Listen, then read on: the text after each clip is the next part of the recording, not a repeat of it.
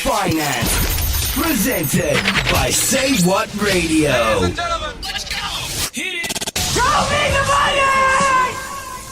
Hey y'all, you are tuned in to a new episode of What the Finance. This is your host, Starr Washington, and on tonight's show, I will be talking about wealth by drowning. So, this subject has been on my mind for about 3 months now, but even more so recently. So I think I've talked on past episodes how I went from learning to swim. Now I know how to swim, and I'm in the process of swim training so I can compete in my first swim meet. So throughout that process, I have a lot of time to think because swimming is it's an individual sport a lot of the time, because when you're swimming lap after lap after lap, you can't hear the outside world. Of course, you don't have a phone. You're basically just thinking about your technique, your stroke, what you're going to eat when you get out of the pool. You're staring at the dark line on the bottom of the pool so you don't lift your head. You have a lot of time to think. So I think a lot while I'm swimming, which I'm totally grateful for because I have a very, very busy life. As y'all know, I'm my dad's sole caretaker who has dementia, which is progressing, and things can be really crazy. I work a full-time job. I also have a full-time business. Then you add the swimming on top of it. A lot of times I don't have a lot of time to just sit with my thoughts. And swimming allows me to do that. And that's why I love it so much. But one of the things that I uncovered during this thought time is, what things did I do? What things did I do to get me in the financial trouble that I was in? And I've talked a little bit about it on past episodes, but the big thing I uncovered, the underlying theme of everything is avoidance. And I'll give you guys an example. So the last show I talked about, so much was changing in my life financially. I got a financial coach, a financial advisor who was absolutely awesome. I was starting the home buying process. I went to a home buying seminar. I started investing in the stock market, just so many exciting things happening. And, I love it, of course. It's definitely major growth. But man, what I've learned is that when you're tackling any new goal, especially a financial goal, you can't just get stuck in your comfort zone. You have to always be moving, because when you've had poor financial habits for 20 years, 30 years, all of your adult life, it takes so much more than a financial podcast or a book or a seminar to change your mindset. And your mindset is what changes your habits. Your daily habits is what gets you results. It's a process.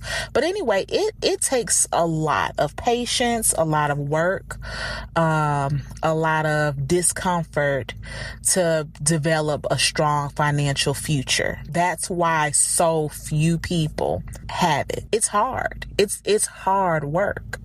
So anyway, with all that going on, man, I thought I had arrived. Yes, Starr, you've attacked this beast. You are bomb. You about to be the next Susie Orman, the next Dave Ramsey. You're building wealth. Yes, everything is great. No, not so. I uncovered that I was still an avoider, still a procrastinator.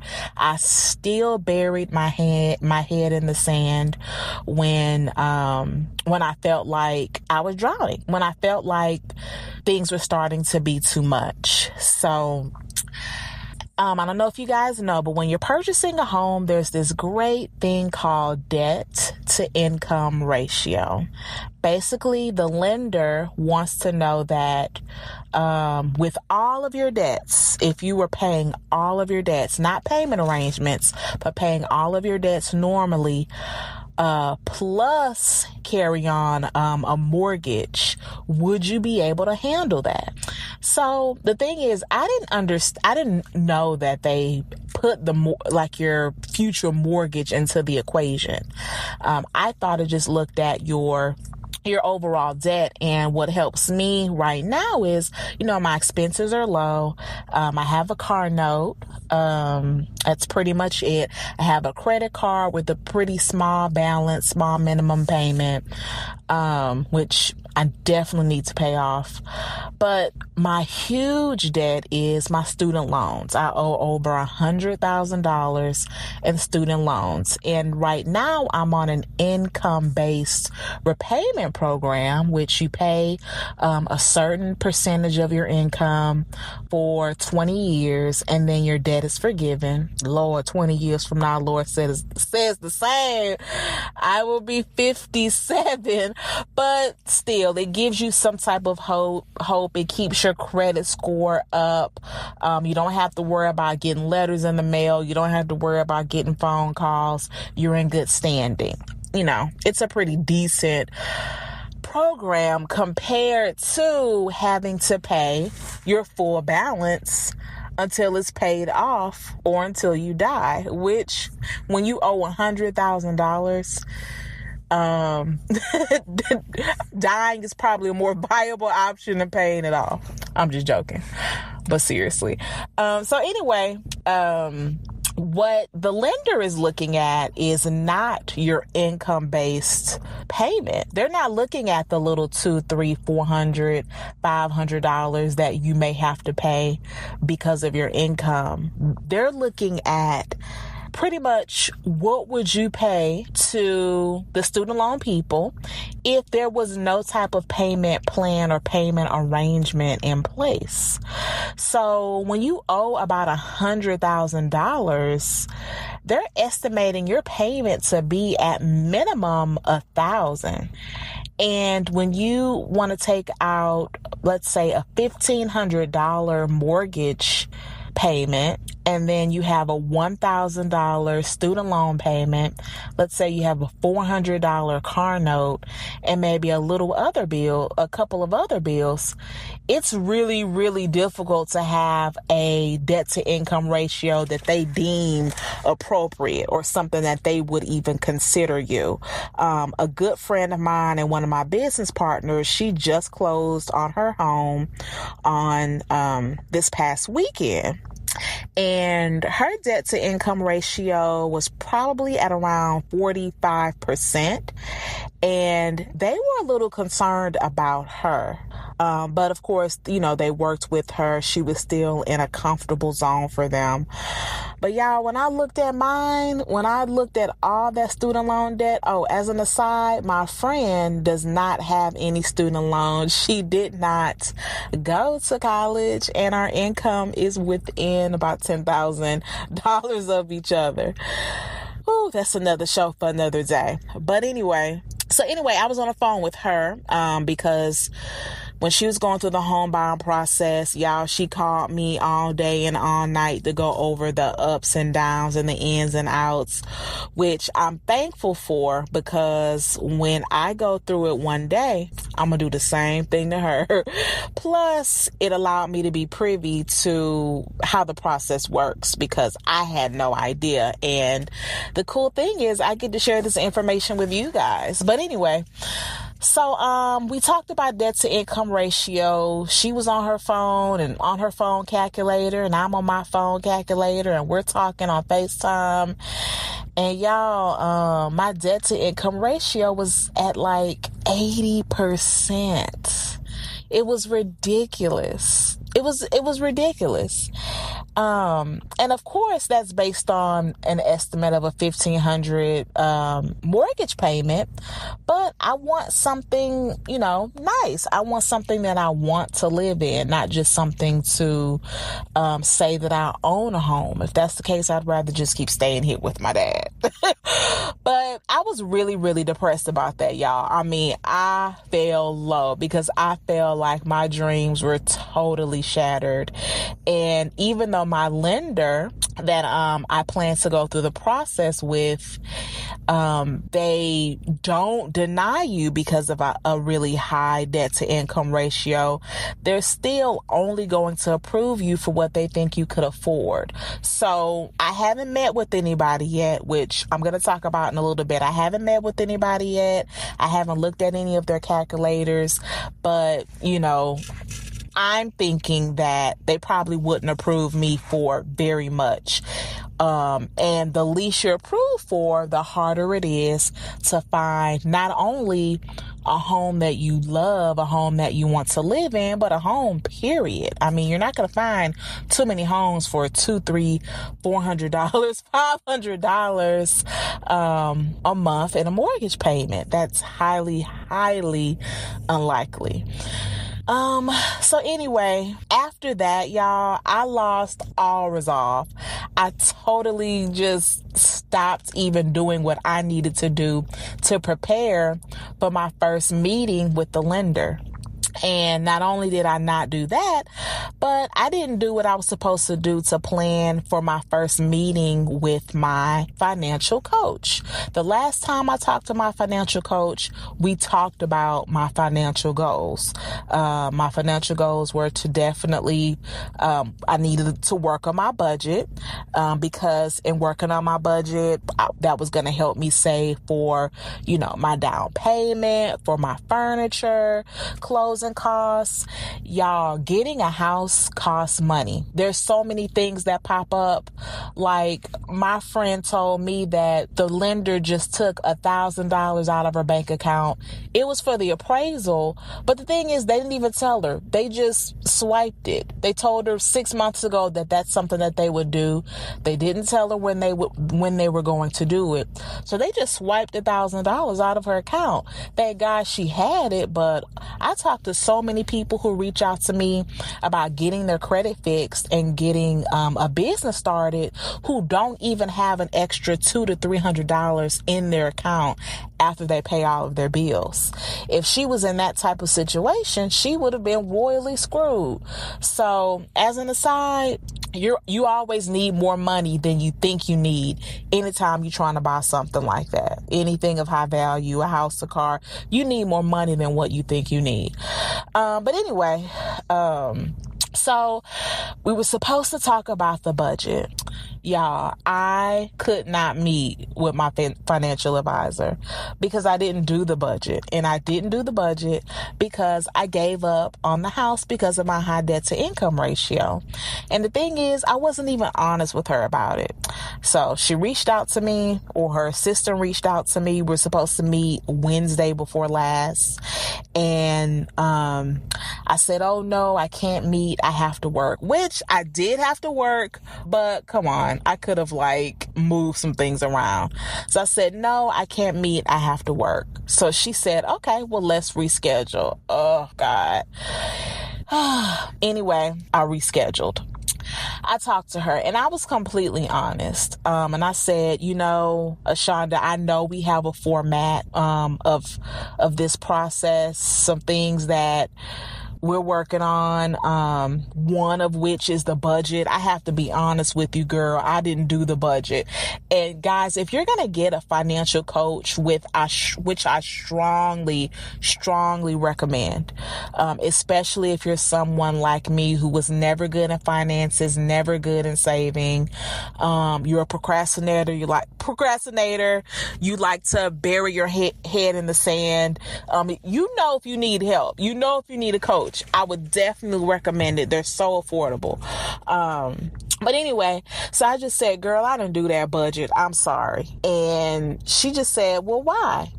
And I told her, I said, you know what? I was talking to my friend, and we talked about debt to income ratio. And when I looked at mine, my debt to income ratio is so astronomically high. I don't think I would be approved for any mortgage that I would want. Now I just don't think it's even possible for me to get a home at all. And then, when you start making excuses, then you start thinking of every single possible excuse. So then I started talking about, so that's that with the debt to income ratio. And then I still didn't know what I should do about my father. Is he going to stay with me or stay in a facility? And if he stays with me, what are we going to do about the house? Man, I was just making so many excuses. But I confessed. I fessed it up. I fessed everything. I said, I canceled the meeting with the lender because, I didn't do the budget, and I just basically avoided everything. I came clean, y'all. I told her I avoided everything. And, she said, why? And I just said, I got discouraged. And she said, you know what, Starr, you are counting out. You're counting yourself out. You're counting your goals out.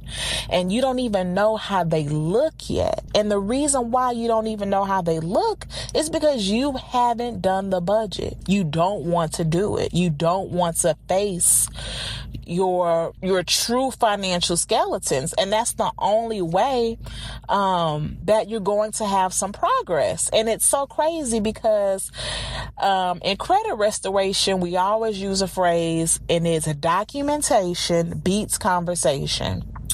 Because the dispute process is you're writing legal letters. You need documentation. You can't just call your lender, or you might not have much success, but in most cases, you can't just call a lender and say, hey, I wasn't late, or I was late, but I'm so sorry. Can you remove that from my credit report? In the financial world, you have to write things down. And not just the financial world, in the world of trying to accomplish a goal, documentation beats conversation. You have to write things down.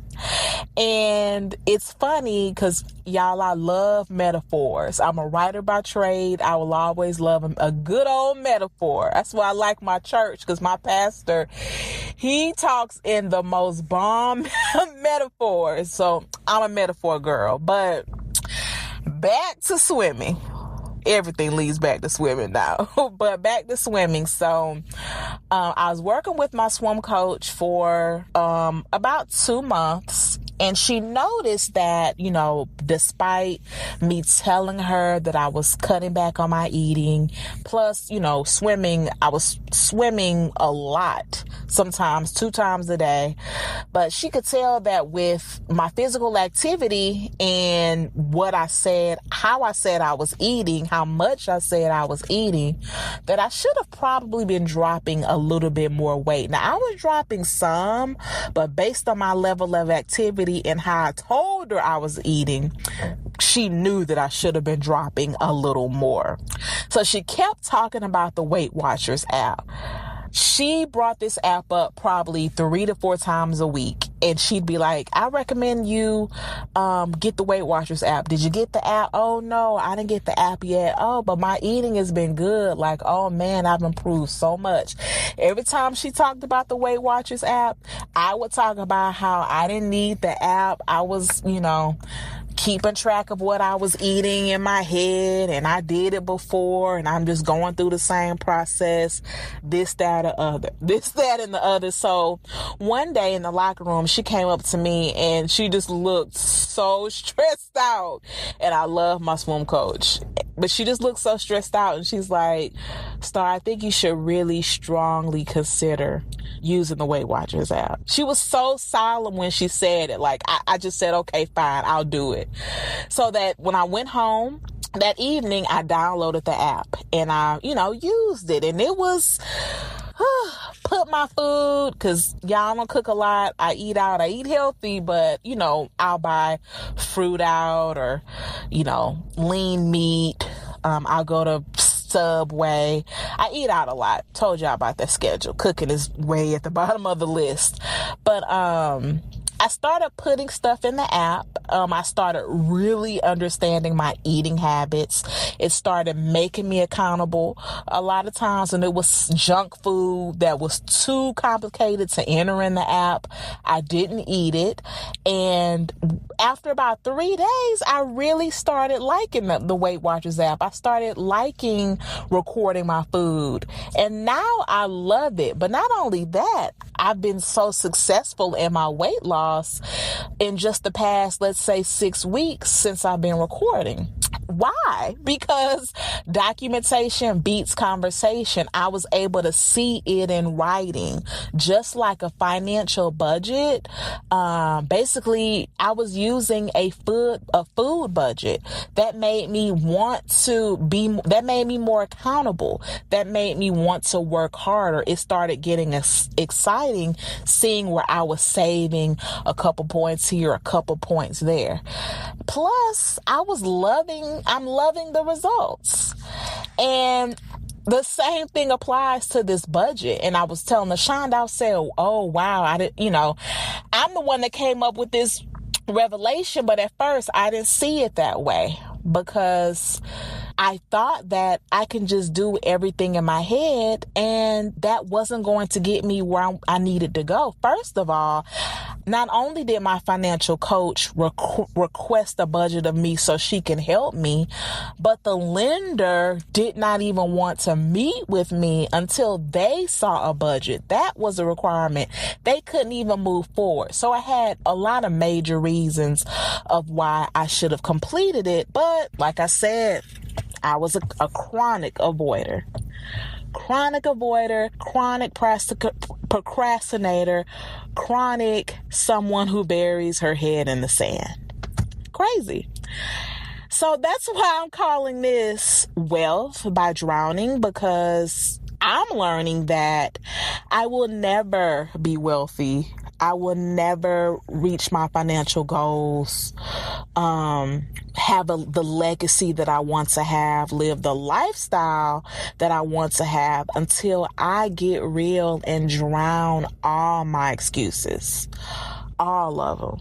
Like this success thing, it's multifaceted. If you want to be successful in weight loss, you have to be successful in finances. If you want to be successful in finances, you have to be successful in relationships. If you want to be successful with relationships, you have to be successful in the relationship that you have with yourself and your family. I mean, everything in this life is attached. Everything feeds off of the other. And by not having my financial affairs in a place that I know that they could be, or not only could be, but should be, I wasn't whole in other areas of my life. An avoider, just like I was an avoider with the eating.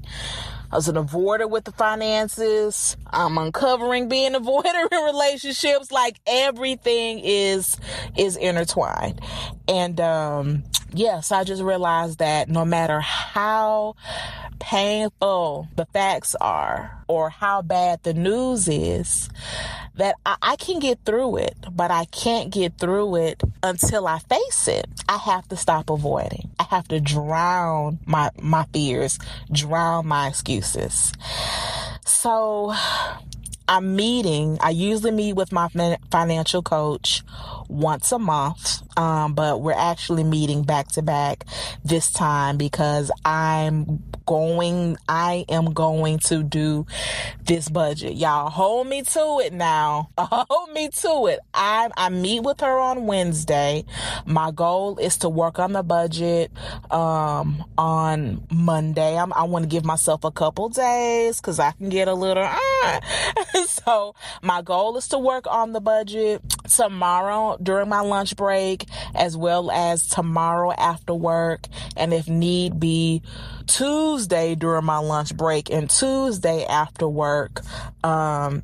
It's not a complicated process. I have, all of my bank accounts. I have the apps and I have online access, which is all I really need. Plus, with my online access, I can see exactly what I'm spending.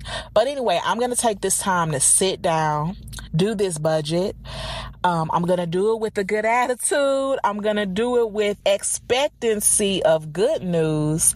And I'm going to meet with my advisor on Wednesday. And when I meet with my advisor on Wednesday, I know it's going to be a much more lighthearted, fun meeting, because it's one thing that I've been avoiding for all my life, really, but definitely recently, I'm going to have tackled. And y'all know it's always a good feeling when you tackle something.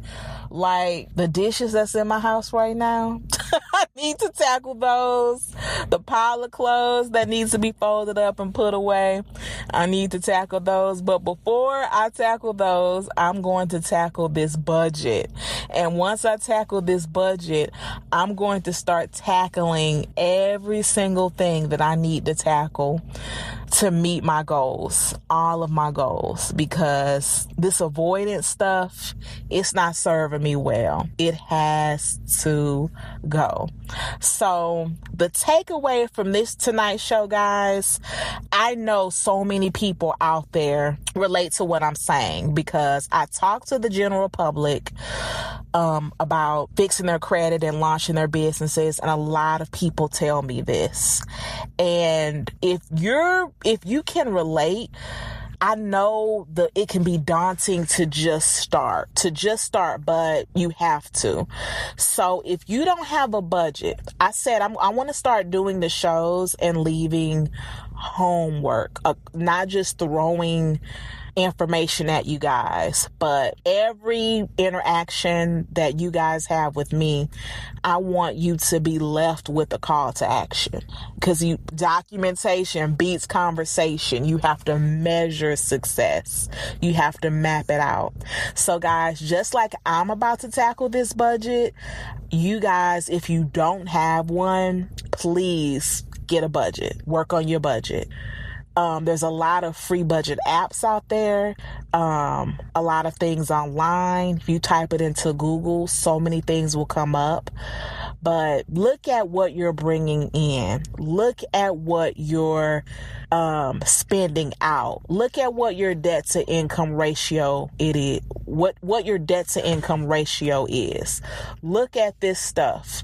Put it in writing, black and white. Have it in front of you, because when you don't have your goals in front of you, it's highly unlikely that you're going to accomplish them.